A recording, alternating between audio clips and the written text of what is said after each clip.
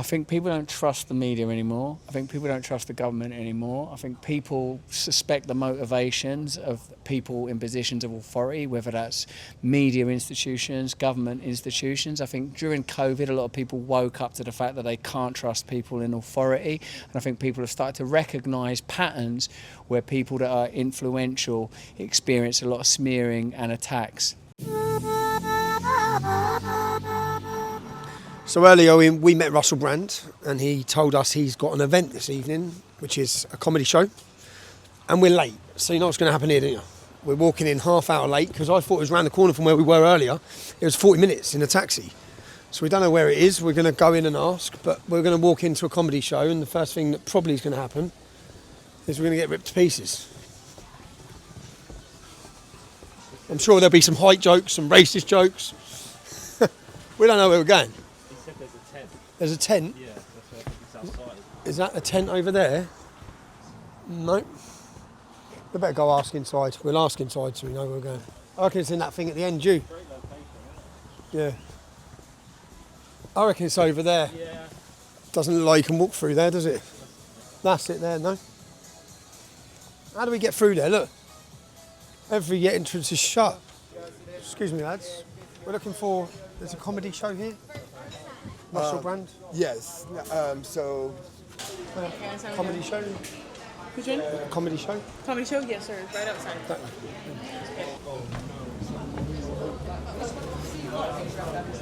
one of them things that hit me in the face right at the forehead. I felt it myself when reading it in children.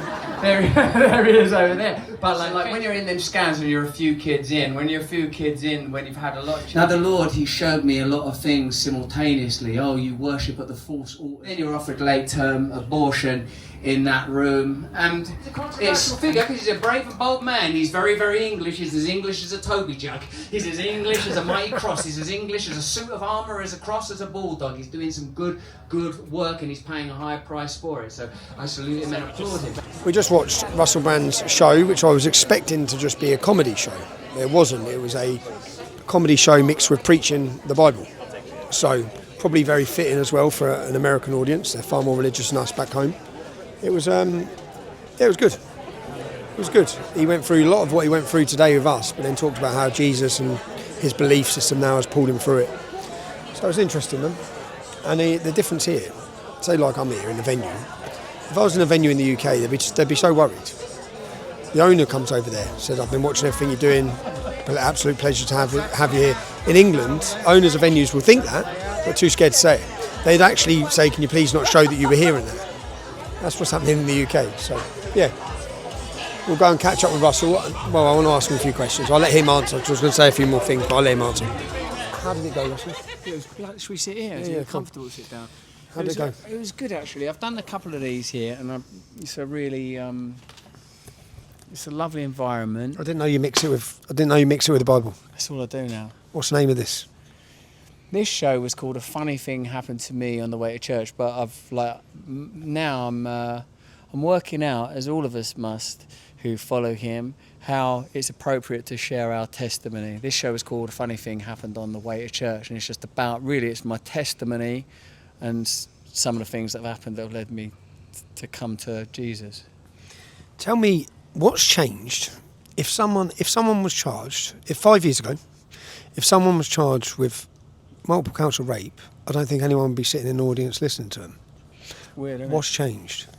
I think people don't trust the media anymore. I think people don't trust the government anymore. I think people suspect the motivations of people in positions of authority, whether that's media institutions, government institutions. I think during COVID, a lot of people woke up to the fact that they can't trust people in authority. And I think people have started to recognise patterns where people that are influential experience a lot of smearing and attacks. That's what I think. Similar to the attacks Donald Trump faced. So many of these Right. people, I'm guessing, are MAGA voters, do you think, Probably. in this area. It's a very strong... Yeah, very much. Very so Republican. they watched as their own president was falsely accused through Russia, allegations of women, of prostitutes, of all these things, of rapes, of all these different accusations against the man that they trusted. That's right. I suppose you're right.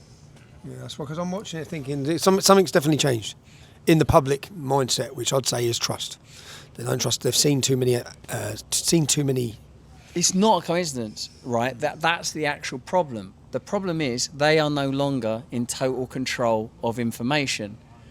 They used to. All they had to do once was have a meeting with Conrad Black, Lord Rothermere, like the heads of the big newspapers in the UK, have a chat with the BBC, and they could tell them, this is what you say about vaccines, don't put anything else on. Like, who's going to trust the BBC after everyone knows that they edit their material? Who's going to trust Channel 4 when everyone knows which side their bread's buttered? Who's going to trust the British media when we know now for a fact that the Trusted News Initiative is an organisation of media partners that recognise that their real enemy is independent media. Their enemy, they're not competing with one another anymore.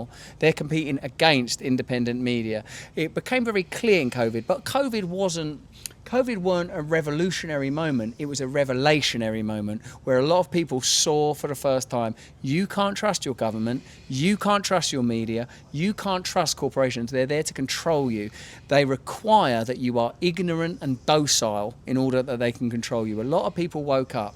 Say someone like you, mate, you've obviously been on your own path for a long while. You're not an easy person to repress and put down. And what they're all about is ensuring that, in particular, the community that you represent, working class people in Britain, don't get their spirit back. Don't get their spirit back. And to do that, they like to set, well, it seems they like to set an example of people as well. If you speak up, they have to crush you in the sense that to send a message to everyone else. That's right. That's right, mate. Can I ask you, you're now in America. Yeah. How long have you been living here? A year. Oh, it's only a year. Yeah, I came over for a couple of things. Like, I got invited over to participate in a few things around the election, like a sort of campaigning and stuff. Okay. And I participated in them, and then I've just stayed. Where did you live in the UK? I live round. I live round. Well, I don't know the exact address or whatever. Okay, but sort of like in the south, not far from like Oxford and that. How different do you feel? How different do you feel when you're in America to how you feel in Britain?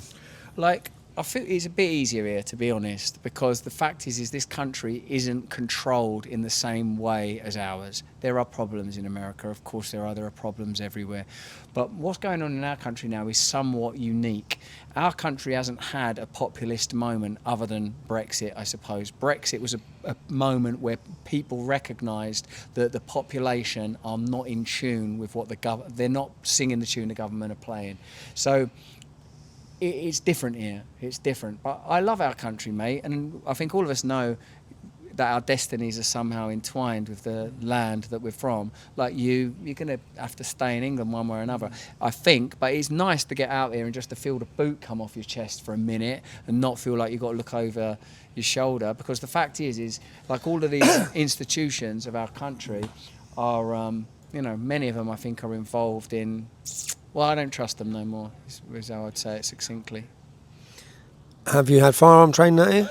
Yeah. Oh, you got involved in the culture? Yeah. Yeah, I went and shot guns yesterday for the first time. Where'd you go? We went in Florida, Fort Lauderdale. Spencer was the best. Well done, mate. Well done. You got a good eye, have you? You good shot. It was good. I shot an AK-47.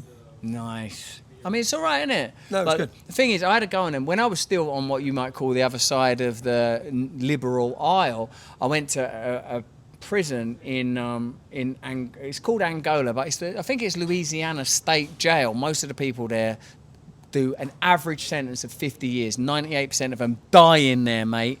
Like while I was in there, like the governor let me use loads of it. I used like an antique machine gun, like with a belt going through it, like one of them like the fires.